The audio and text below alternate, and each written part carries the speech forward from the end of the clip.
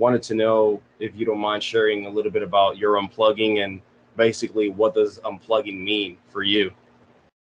Okay, so it's part of the title of the book that I wrote called The Unplugged Alpha on Amazon, and it started with the notion of unplugging and taking the red pill, but I feel it needs a much broader application because too much of that part of the YouTube and internet focuses way too much on women.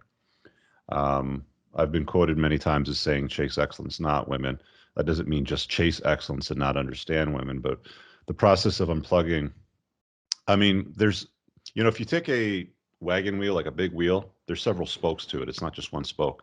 And if one spoke is the only thing connecting the hub to the edge of the wheel, you're not going to have a very effective wheel. If you have two or three more, let's say, it's slightly more effective, but it's still not what it needs to be to stand up to proper use, right? It's going to collapse eventually.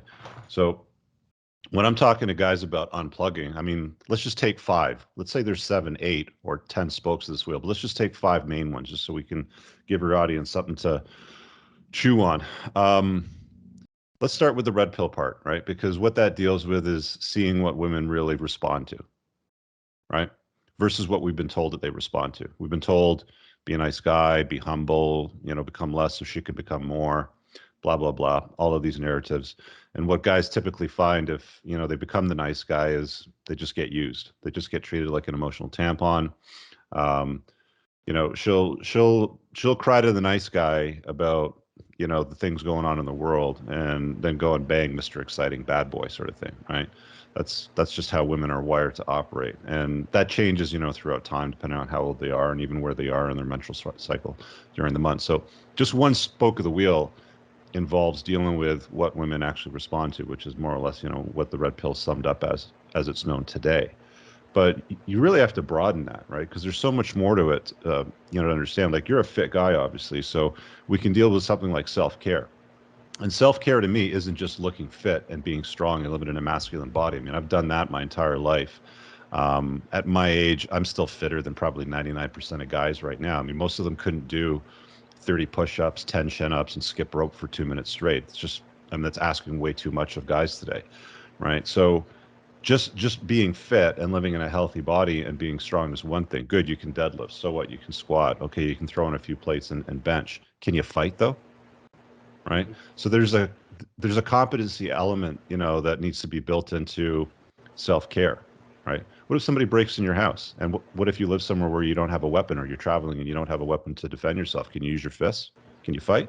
Right? So I mean, like, you have to broaden the scope of plugged in versus unplugged. And I think that when you're unplugging in a lot of different areas in your life and seeing things as they really are. I mean, let's talk about money next, right? That's an important one. I mean, a lot of people don't have a good relationship with money, meaning they're either carrying way too much debt.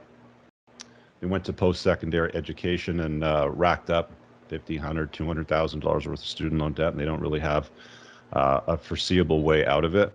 That could be one thing. It could be consumer credit card debt because they were told that they were richer than they thought they were, and they took on credit facilities that they couldn't afford to pay off, which are essentially designed to keep you in a perpetual cycle of being in debt. So when you deal with the money component of it, I believe that when you unplug from the notion of what money really is, it's a store of value that creates freedom for people, right? When you've got access to financial resources, you can throw that at some serious problems in the world. You can also refuse to do things that you don't want to do that might compromise your core values. If somebody were to say to me, "Hey, Rich, there's this big paying project, whatever." Let's say a podcasting company said to me, "Hey, Rich, we'll give you $100 million to do this podcast on this platform only." If it's not aligned with me and I've already got money, I'm just going to tell them to pound sand because I'm not interested. I don't care how much money it is because I'm anti-fragile and I don't need it, right? So when it comes to money, it's not just, buying the, proverbial, white picket fence home, having the station wagon in a driveway with the 2.1 kids and a fluffy dog. Money is a lot more than just paying your mortgage and putting a roof over your head and food in your stomach. It's a store of value that's very useful for solving problems. And if you're going to acquire FU money, you really need to have FU skills too, right? Which most people don't understand, which just ties into the competency thing. So in my second book, like I'm diving into a lot of those concepts to really expand on a lot further. But the process of unplugging is really unplugging from comforting lies that you've been sold your entire life and plugging into uncomfortable truths of things. And far too many people just nod their head and they're like, yes, we'll comply, master, and we'll just, we'll stand in line. They're all NPCs, right? They're just sheep marching into a slaughterhouse is what it is. Do you think that the unplugged alpha and some of the terms there apply to females as well? And some of this unplugging process can also benefit females? And if not, why? I talk to men. Okay. Mm-hmm. Do women watch my material? Yeah, about 10% of my audience on my YouTube channel is women, right? You can go see it. It's Entrepreneurs in Cars. I've seen women read my book and leave female reviews. Most of it is quite positive.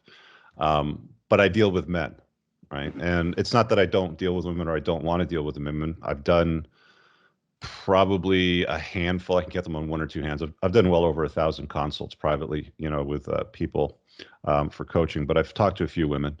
Can women unplug the way that men can? Sure, but women are totally different in their thinking. They come from a more emotional perspective.